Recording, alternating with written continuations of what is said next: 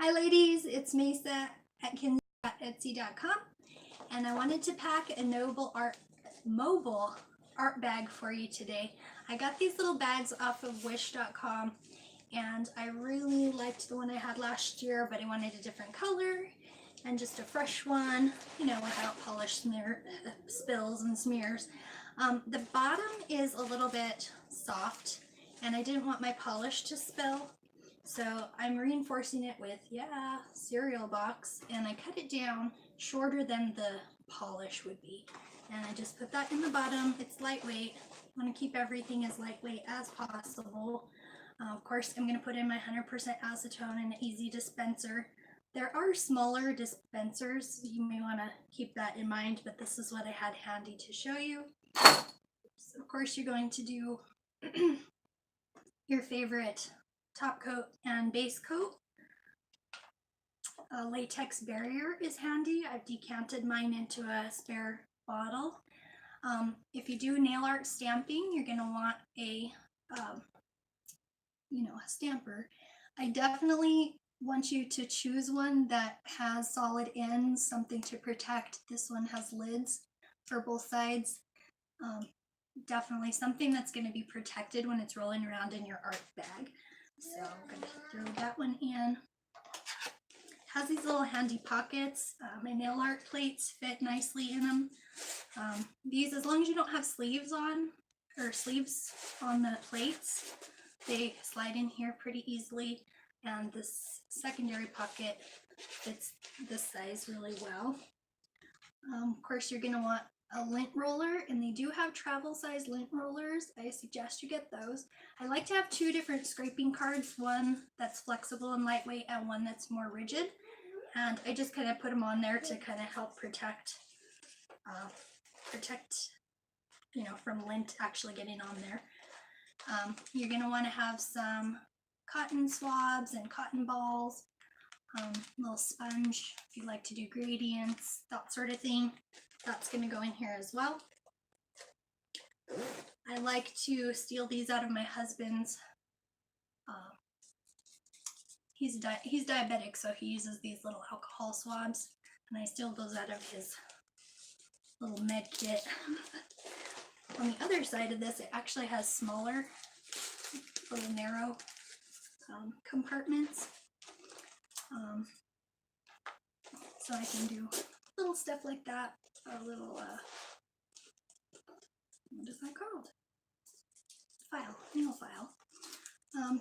Some striping tape is nice. I like to fix manicures. Sometimes you get something on there and you just need a little something extra. That's nice to have in a couple of colors. This is the Mani Fixer Revlon Transforming Effects Top Coat Holographic Pearls. If you get like a ho-hum manicure that's, has a solid design, but it just doesn't have any bling, this you can use as a topper and fix just about any manicure that there is. Some people even call it the manicure duct tape, right? I like to put my nail art things in a baby food jar. And the reason that I do that is, one, so that they all stay upright in here. I may change this over to a pencil case just to keep everything covered and so there's no spiky things sticking up.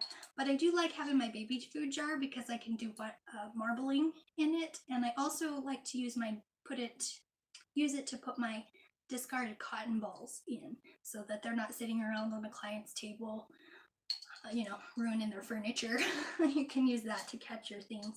So in here, of course, I have a dotting tool, my little super cheapy cotton claw, a little cleanup brush, and I love these little things. They are have a silicone tip and they act like a squeegee. You could get right into the little sidewalls and get wet polish out. Down there's also a couple little eyeshadow brushes. Those are nice for decals. So I'm just going to sit that in there. Of course, you're going to need a cuticle oil so you can moisturize for them. And this is a strange thing. You're going to think it's weird, but I say leave your stamping polish at home because I like to choose polishes for my bag. I don't have much room in here left now that I've put all these things in.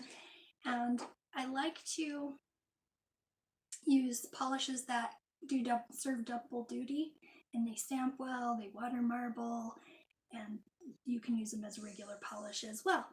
I find that my designs just tend to come out better if I do that, if I use the same polish just in different ways on the same manicure, and it leaves a lot more room in your art bag. I also wanted to mention too that these square bottles, you can fit more square bottles than you can round bottles in your nail art bag. So that's another thing that you might want to keep in mind as well.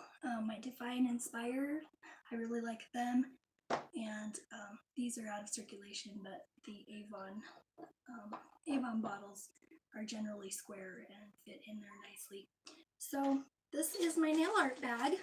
If you guys think I'm missing anything, please leave that in the comments. Of course, it's going to get overstuffed as I go. Oh, there was one more thing. Maybe I put it in already. Oh, yep. Napkins of some sort to use under your stamping plates. And it's also nice to have a little cover up for their table, for their surface that you're going to work on at their home. I like to just get the dollar store tablecloths and just cut them up into smaller pieces that will fit neatly in my nail art bag. And I think that's all that I had in here. You know, it's really inconvenient to carry your entire collection to people's houses. You know, you're going over with friends. They're not probably as excited about your collection as they are what's going to go on their fingernails. So, you know, while it's impressive to show up with a whole bunch of gear, it's also really impressive that you can use your skill and just give them something fabulous out of a tiny little bag. And it speaks to the skill that you've developed over the years. And so I hope this helps you guys to simplify and, you know, just not to overthink it. Just focus on the techniques and just have fun with it. You're going over to friends' houses for a manicure, and even if it is clients, you should still be treating them, you know, as friends and developing those relationships with them. So anyway, thank you guys so much for watching. I hope some of these tips help you, and I hope you share your own tips with us as well. Thanks.